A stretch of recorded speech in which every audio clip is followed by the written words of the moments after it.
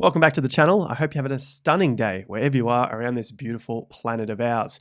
Today, Bitcoin's pump and dump after the fool's trap in yesterday's video has been confirmed. This is our fourth hit off the bear market downtrend. Eventually, this has to give way and we flip, but are we there yet? Let's take a look at that in today's video. And also, we're looking at cryptocurrencies potentially having a further 20 to 60% downside. This is the altcoin market, and I'll show you that with an indicator that we've created here on the channel. As always, smash up the like button, subscribe if you haven't already with that bell notification icon, click all as well. And also at the top of the video description is our free investor newsletter. Quick shill out for this as it's coming out in the next 12 hours, absolutely free. Looking into Bitcoin, cryptos, some DeFi lending, and the real estate market. It is not as bad as everyone is making out. We have not seen those crashes, and we're going into more specific details in the newsletter today. That's part of what we do here, being in real estate and investing over the last 16 years. So check out that newsletter. You will be absolutely surprised with how different it is to what all the media is telling us. All right, guys, leading on from yesterday, we had a small bounce up overnight for the S&P, and we've closed lower again. So this is our lowest close now for a very long time. We scroll back, it's all the way back to around December of 2021 since we've had a close this low on the daily bars. So the trend is down, the swings are down. This is our TIA Gann swing indicator. And that basically means we have to continue to follow the trend until the trend ends. It's our friend until the end, remember? So this might hold out a little bit longer because, of course, this is a support zone. 3,600 points, currently sitting at 3,647. Remember, the downside here, even if we do continue to break this a little further, as we just saw overnight, we did break the June low, but just closed slightly above it. My downside here is still 3,500 points. It's only 100, 150 away from that. People will be freaking the fuck out, but you won't be because you understand macro cycles. This is simply a mega bull market with a correction, and we haven't even reached the 50% point. This is macro. It takes time. We had a year and a half, nearly 2 years up, nearly a year down now. It's coming into these timings. We're about 9 to 10 months down. It is all balancing out as anticipated. There'll come a point where the probabilities then flip into a bear, but we're not there yet. We got plenty of major support beneath us, in particular the macro support around 3,500 points. Remember, these have to close on weekly bars for the macro scale to then flip. We're not there yet. And then we even have the support underneath these September and October lows at around 3,200 points. And then the overall mega bull market here. This would be from the GFC lows, if we go back to a weekly chart, all the way back to 2009, so 2009, is 2,700 points. And that's still above the COVID crash low of March of 2020. So there's plenty of major macro support levels all the way down here. Do I think it's going to get to 27? Not at this stage, not at all. I think 3,500 is a definite possibility. This is what we've had on the chart for 9 months now since the peak. And this is just like a simple short-term 50% level that we use on the charts to note where the market can come up or down for support and resistance. And it works out time and time and time again. It's just on a bigger scale. You feel the feelings for a lot longer, just like we felt the bull market for a lot longer, and now we have to feel the bear. It's just part of balancing the equation here. So in terms of the short term, we've got the lowest closes here. The trend is still down. We haven't broken the bear market downtrend or gotten close to it yet. We are seeing some support come in at around 3,620. And this could then lead to a short-term bounce. But anything underneath 3,900 points is probably just a bear market correction here. So it's still on the way down. Let's give it another 1 to 4 weeks to see where this starts to form a base. And of course, there are our support levels. So no need to shit the bed until we really break down from 3,500 points. And it might not even happen. I don't think it's really going to break down very heavily from that point, 32 to 3,500 points. As for the NASDAQ, it's following a similar sort of projection here, except it's slightly higher from the June low than the S&P was. Probable retest at around 10,600 points. This is my extension tool, which we look at every so often. This is to give some projections of price targets if you're going short or long, just using the fib extension tool here with the 50% on, the 75 and the 100%. So that would be an exact 100% repeat of the down range. So this range right here projected from the top, and that's at around 9,400. So as we've looked at for a long time now, danger level, anything under about 8,900 points, tech is not in a great position. That doesn't mean that the S&P won't hold up extra strong, all right? So it's around 2,700 points on the major 50%, which is what we're looking at here for the NASDAQ at 8,900.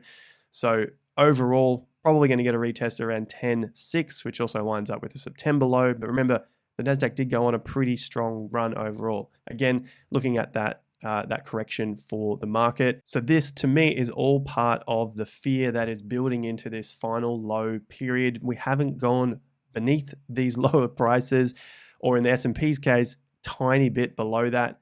And that's what bottoms look like. Just like tops, you'll get a top at a price of 16,700 and you'll start to fluctuate between maybe the 15 and the 17,000 range. Same sort of thing to the downside. Speaking of the downside, we've seen the Great British Pound get dumped, the Aussie get dumped, the Euro get dumped, everyone calling for a mega worldwide collapse of currencies. Meanwhile, the US dollar is heading up. I'm keeping a couple of significant points here on the chart. Anything below about 112.94, I would then look for the US dollar to flip from that point, at least in the short term. At the moment, the news is calling for all sorts of things here. Collapsing, everyone's talking about it, yet the market has just basically had a small pullback in that same period. So the news headlines basically called that exact peak, and the market has taken a little bit of a correction from that point. And so the next level above, 114, if we continue to get more strength in the US dollar, then that could lead to some more pressure in commodities, Bitcoin obviously being that commodity too. Now, the strength from the US dollar going up, yet Bitcoin not collapsing, is that we're starting to see some strength come into Bitcoin. Although this can break down, go past the 18.6, we haven't seen Bitcoin break down like the rest of the currencies. So it's not that Bitcoin is going to change to the world reserve currency based on this. That's absolute fool's dream. And what Bitcoin maxis will continue to tweet out to you on Twitter, it's absolutely mind-blowing how stupid some people are. But the main thing here is in terms of the strength of the market, Bitcoin is showing more strength than those other currencies, which means it's a good sign leading into the next stage of the bull market, and that you can still see strength in the market of Bitcoin and investors coming into the market. So just to repeat that, the market can still go down further, but Bitcoin is showing some resilience against the US dollar going up. Remember, this level of $17,500 and $18,500 has remained steady since June, even though the US dollar has continued to increase. So on the back of all that pressure from the US dollar, Bitcoin remains steady. After yesterday's video of the fool's trap, big warning here about the pump and the dump. This actually happened a lot quicker than I expected. I thought maybe we would hold up at some higher levels for Bitcoin above 20K and maybe try to get back to that 20,700, but it showed a fair bit of weakness, getting rejected at $20,400. So this level plays a significant role in the pattern and analysis for Bitcoin still moving forward. This is the fourth time, like we just saw here, the fourth hit on the bear market downtrend. We're getting close to the end of our run here for BTC. So somewhere around that 12-month mark. Make sure you are subscribed to the channel as we're coming towards the end of September. So I'll have an October price prediction video coming out. Subscribe, bell notification icon so you can stay up to date with that. And you can go back and check August and September. I like to revisit the history of my analysis to improve on that too. And you can do the same and keep us all accountable here. So far, September and August have played out as expected. I've called for that from August, saying this is going to be some of the worst periods, meaning this is going to be some of the choppiest times for traders, and that has played out exactly as we had expected based on previous cycles. Now, October is a different month. Generally, it goes up, but I think we might see some volatility leading into that as the ranges tighten, which means we could see some further downside before we get a nice spike to the upside leading into the later half of October and later half of the year and Q4 as well. So stay tuned for that. I'll put that up on the channel probably over the next few days. As for now, in the short term on BTC, we saw the reversal, and now we are basically back down into this trading zone of $18,500 to $19,500. So yet another FOMO trap, yet another trap for the unfortunate, the unsuspecting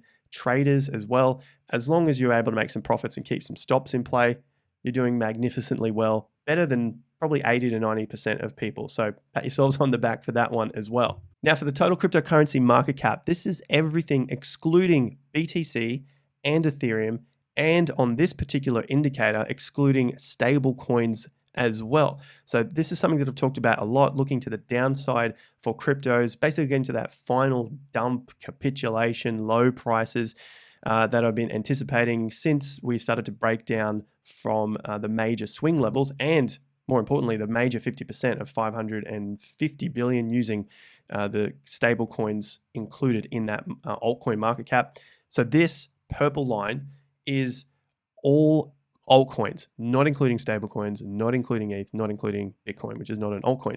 So the current market cap is 221 billion. My downside is somewhere in this zone. This is what we've been talking about, somewhere between about 80, 90, 100 billion, and the upside of about 180 to 200 billion. So we're nearly there. It's not far off. And if we take a measured move from about 220, which if you look at the side, the right-hand side, it's sitting around 220, all the way down to the top of this zone, that's about a 23% drop to about 170 billion. And that lines up with the previous tops of 2018.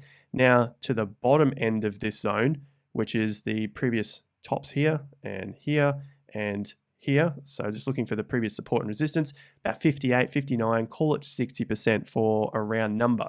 So anywhere in between, you've got some other little levels here at about 40 odd percent. So somewhere between 20 and 60% is what I'm expecting for cryptocurrencies into that final capitulation. Should we see some sort of dump, and potentially they continue to grind that low while Bitcoin regains strength and builds its position as the king again, and then starts to take off. So this is what I'm expecting for cryptos, altcoins, probably over the next 1 to 12 months, a short-term time frame as the hit, but then the grind out for that longer period of time. And it's basically what's happened multiple times for altcoins. It goes on a quick run, all the gains are made, then it's just a long, dragged, drawn-out process of people trying to take profits, believing that their altcoin is done with a bottom, and then basically capitulating after months and months and months, potentially years of holding onto these shit coins, hoping for the best. And I think that level is still to come, even though we are pretty low down.